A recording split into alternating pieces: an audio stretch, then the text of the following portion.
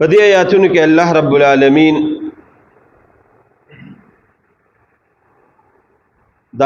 العالمین دا قرآن بارک خبره کوي چې قرآن الله رب العالمین د مختلفو قسمونو په طریقو باندې الله خپل وحدانیت ثابتوي چې زه یو یم.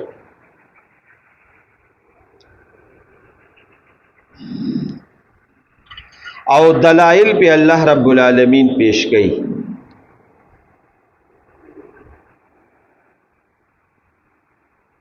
نو چې کم انسان کی ایمان وی نو هغه خو د قرآن دا حقانیت او پیژني، او چې کومو کې نفرت وی او د الله رب العالمین مننه پکې نه وي، نه هغوی تی تختی لکه مشرکان تختیدل با. نو الله رب العالمین معبود برحق دی، او چې نور څومره معبودان دي نو دا ټول چې څومره معبودان دي دا ناحق دي او د دې اس حیثیت نشته. ځکه چې الله رب العالمین آغا ذات ته چې هغه عاجز کولی نشي سو، او دا نور چې څومره مخلوق دی دا ټول عاجز دی، په هر لمحه کې عاجز دی، الله عاجز نه دی. نو چې ناروا دي سبحانه والله پاک ته دې خبرونه، او کتا دا الله اومنه نو فیده استاده، فیده بتا تا دیر زیادی، او طالب اللہ کامیابی در کی. او کتا اللہ نمن نو نقصان تا تا دی. کتا ویشی یار دا اللہ دیز بلائی نہ بیانو، پاکی نہ بیانو، اللہ وستا پاکے تو استا بغیر تا اللہ وی زمان اس اجت نشتا، اس اجت نشتا دا اللہ دیتا. ولی منگا خو یو ډیر مخلوق یو بشکا، خدا الله رب العالمین نور مخلوقات دومره دي چې څومره په دې ځمکه کې د واس په دې ځمکه د ځمکه ده او د واسمان دي، او دې کې دا سدي دا ټول د الله تسبیح وي، ټول د الله پاکواله بیان دی. بلکې الله دلته خبره ختمه کړه چې څه شي دې څه شي، نو دوی دا الله تسبیح او حمد وي. خو چونکه زمونږ عقل ډیر محدود دی، زمونږ عقل پې نه رسي، نه پوهېږي پې نور چې دا څه په مخ د کائنات کې دي، کو دا ځمکه ده، کو دا اسمان دی، کو دا اونې دي، کو دا بوټي دي، کو دا درندي دي، کو دا چرندي دي، او کو دا پرندي دي، او کو دا بغیر سا مخلوق هم دی، دا ټول د الله تسبیح وي، ټول د الله پاکوالی بیان دی. زما ستا پاکوالی ته داغه ساجد نو کومو ته داغه پاکوالی بیان ک دی کې زما ستا پیدا ده، دا الله پیدا نشته. الله د هر سنمو د نفع د دغه مبرر دی. الله رب العالمین هغه ذات ته چې مخلوق دی وجد نشته، نو دا الله ډیر مخلوق دی چې هغه لګیا، او دا الله رب العالمین هغه تسبیح وي، دا الله رب العالمین هغه پاکوالی وي. نو دا د دوی قمقلی ده، دا د دوی بدقسمتی ده چې کوم انسان قرآن وورید او دی په عمل نه کوي. الله وایي چې تم انابت الی الله نه کوي، ما ته ځان نه رانږدې کوي، نو خدای دې د دې نو ساتي امین وایي. الله وایي بیا د انسان په زړه کې پردې پیدا کړ، وجعلنا علی قلوبهم اکنة ان یفقهوا فإذا ذکروا، بس پرده راشي بیا په د باندې حق اثر نه کوي. دغه پرده ډیره خطرناکه ده. دا چې څوک د الله نه څومره لرې کېږي دا پرده مضبوطېږي، دا چې څومره الله ته انسان را نږدې کېږي دا پرده ختمېږي. نو که دغه پرده راله نو هغه بیا ډیره خطرناکه ده. لکه د ابوجهل او د دغې خلکو په زړونو باندې راغلې وه، نو ښکاره به یې معجزې لیدلې خو اثر پرې نه کېده. دغې پردې نه الله وایي ځان ساتئ. ګوره الله وایي ما ته را نږدې کېږي. نو دې آیاتونو کې الله رب العالمین د دې بیان کوي. ولقد صرفنا او پتاقی سره بار بار بیان کړی دې منګه فی هذا القرآن، په دې قرآن کې د الله رب العالمین د وحدانیت خبره د څه لپاره لیذکروا چې تاسو عبرت والے نصیحت والے وما یزيدهم او نزیاتی دا خلکو چې الله نه مني الا نفورا مگر نفرت په زیاتیږي ته یا له کله الله نه لری کېږم نفرت په زیاتیږي قل اے د دوالو جانو سردار دوی ته وای لو کان معه کو چره وی تقل الله سرا الہتن بالمعبود کما یقولون لکه څنګه چې دا مشرکان وای او خدایان به ثابتون نو ازلب تغو خامخا تلاش بکلی دوی اغوی الى ذل عرش العظیم الى ذل عرش مالک دارش لویا زانا حکومت لجوړی نو الله رب العالمین وی کو دوی ما سره ځان شریکي نو زما یې سم نشي کولی الله رب العالمین وحده لا شریک له ذات ته داغه اسم نکیږي دوی ځان تبا کوي ولی سبحانه توبه پاک ته د الله تعالی وتعالى او برتر دی عما دای خبرنا یقولون چې دوی وی علوا کبیرا اوچت ډیر لوی دا دوی چې کم بدی وی الله د دین ډیر اوچت دی او ستا واجت نشتا تو سبح له پاکی بیان وی د الله د پارا سماوات السبع دو وال اسمانه والارض دو وال اسمک ومن فيهن او سچ په اسمک او اسمانونو کې ټول الله تسبیح وی بلکې د قپریدا و ام من شیء او نشتدی او سیز الا یسبح مگر پاکی بیان نه بحمدی سره داغه د حمد ولکن لا ستا مازغه په کار نه کین ته بداوی چې د الله سو وحدانیت او د الله سو تسبیح بیانینا ولکن لا تفقهون لیکن تاسو نه پیګه تسبیحهم داوی پاغي پاکوالی د الله چې کوم بیانې پاغي تاسو نه پیګه دا باقاعده پر روایتو کې مشتو د قران د دې نص نم دا خبره ثابته ده چې دا څومره مخلوق دی دا ټول د الله تسبیح وي او د الله یووالي وي او دا شویم دي داسې مو خیر اغا عقل اغا فکر ظلم خیرن دی نوینو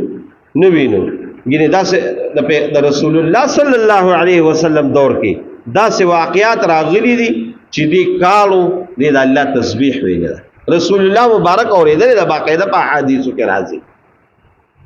رسول الله مبارک وی ما ته اوسم اغا کاله معلوم دي چې په ما به سلام او د الله تسبیح به وي د الله تسبیح به وي نور خبرې پرې ده ځا صرف تاسو ذهن د پاره وخت کمی دومره سړی په کې تفصیل نشي کولی او تاسو ذهن د پاره خدای پاک مدینه منوره ته بوتله مدینه منوره کې د الله رب العالمین د قدرت او د رسول الله صلی الله علیه وسلم د معجزات او عجیبه نه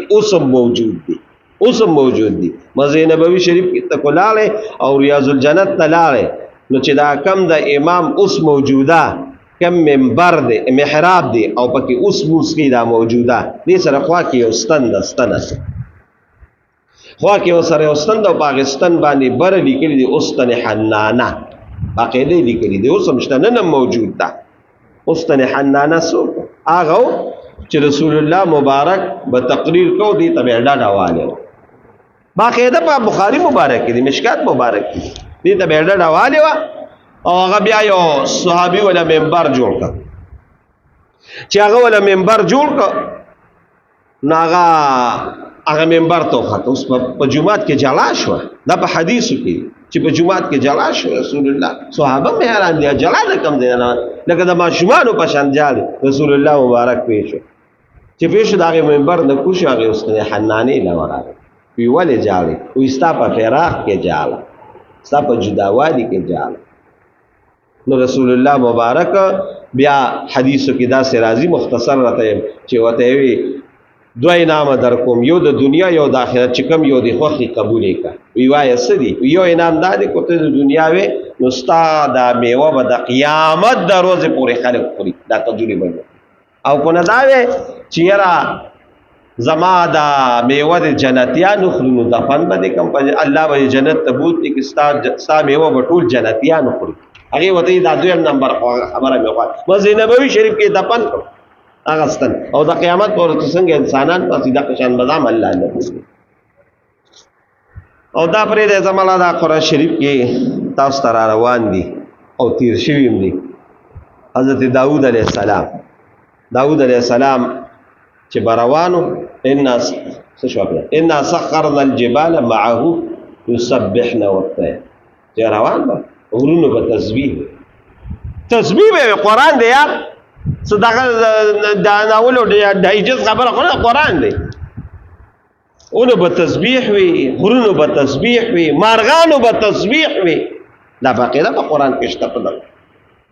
نو دا د ټول شي نه، دا زمو تا د پاره یو لوی د نصیحت او د عبرت خبره ده. او ته الله یاد کې دا د الله ډیر لوی شکر ادا کوه چې دا الله تعالی توفیق درکړ چې تا د الله حمد بیان کړ. تا الله تو درې سبحانك اللهم وبحمدك دوی الحمدلله رب العالمین دوی. دا د خدای ډیر لوی شکر ادا کوه چې د الله د حمد او د الله د تعریف کې نور زمونږ او استاد تعریف ته د الله اجازه نشته. الله یو بینیاز ذات دی، داغه د پاره ډیر مخلوقات چې لګي تسبیح او توحید دا ستا پیدا ده. نو الله دې آیاتونه کې دا خبره کوي چې تا ته زما ساجد دی. تسبح له تسبیح وې د الله تعالی د پاره السماوات والاسمانون السبع والارض اسمک ومن فيهن، او سچ پدې اسمک کې دی او پدې اسمانونو کې دی. و ام من شيء او نشته دی یو الا مگر یسبح پاکی بیانې بحمدی سره د حمد، ولکن لا استا مازغه کمزوري دي، استا عقل کمزوري است په داسنه، ولکن لا تفقهون لیکن تاسو نه پوهیږئ تسبیحهم داغي پاغي پاکوالی د الله چې بیانې تسبیح باندې. انه کان حلیما غفورا، نو ته به تسبیح هم نه بیانوم، بغاوت هم کوم او ناشکریم کوم. بیا مرته الله سنوي، الله وی دا زما حلم دی، دا زما صبر دی، دا زما رحم دی چې دراګیر کم والله کو درا نسو خلاص، والله کو درا نسو خلاص. بغاوت مکوا، بغاوت ناکار شي دی، الله د بغاوت نو ساتي. دا الله گرفت دا ډیر بیا سخت دی. دا الله ان بطش ربک لشدید، الله صبر کوي، الله صبر ډیر وی. او چې کله سړی ورونیسي په خدای یقین وکړي بیا رب واجش نه. الله وی ګوره کو ته تسبیح نه وې، ته زما پاکوالی نه بیانې او زره تسویم نه، نو دا زما حلم دی ګوره صبر دی. او دا ولې مې صبر دی؟ رحم مې ډیر زیات، بخنه مې ډیره زیات. او کو بیا مې رونی وینو بیا دې را نه سو خلاصولی نشي، نو فایده والا. انه بشک د الله تعالی کان حلیما صبر والا دی، غفور او بخون کې دی. و اذا قرات القرآن هر کله چې لستی شي قرآن، نو جعلنا او ګرځو منګه بینک پما بین د دوی کې او بین الذین پما بین دای کسانو کې لا یؤمنون بالآخرة چې ایمان نه لري په آخرت باندې، سورا ولو حجابا مستورا پرده پټه. ستاله بیا د قرآن نه ووري، ستاله بیا د منځ نه ووري، ستاله بیا د الله د احکاماتو نه ووري. دا مو وایي چې زه د الله احکامات کوم، رب دا نه خپه دی، قسم په خدای رب دا نه خپه دی. موږ چې کله نه کوي دا وایي چې زه مونځ نه کوم، الله دې ځان ته نو دري. وجعلنا بینکم حجابا مستورا راله. دا ګوره ډېره سخته خبره ده. هر کله چې د الله رب العالمین عبادت ته راشي وکړي، په دې د الله شکر وباسه. کله چې د الله په احکاماتو د عمل وکړو، ځان د حلال باندې راوستو، د حرامو نه دیو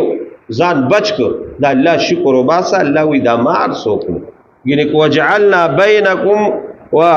وحجابا مستورا را لکنه، بیا به استم د الله نه جوړي. خدای دغه حالت نو ساتي.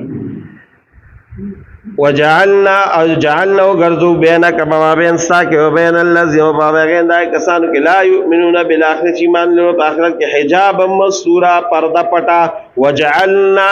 علی او غرضو من داغی لنا اکنتن پردا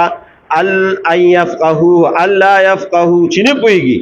بس پرده چې پزله باندې را بیا به حق او باطل نه پیژني. وفي اذانهم د دوی په وګونو کې وقرن درنواله دي. درنواله څه مطلب؟ درانه نه دي، خبره دا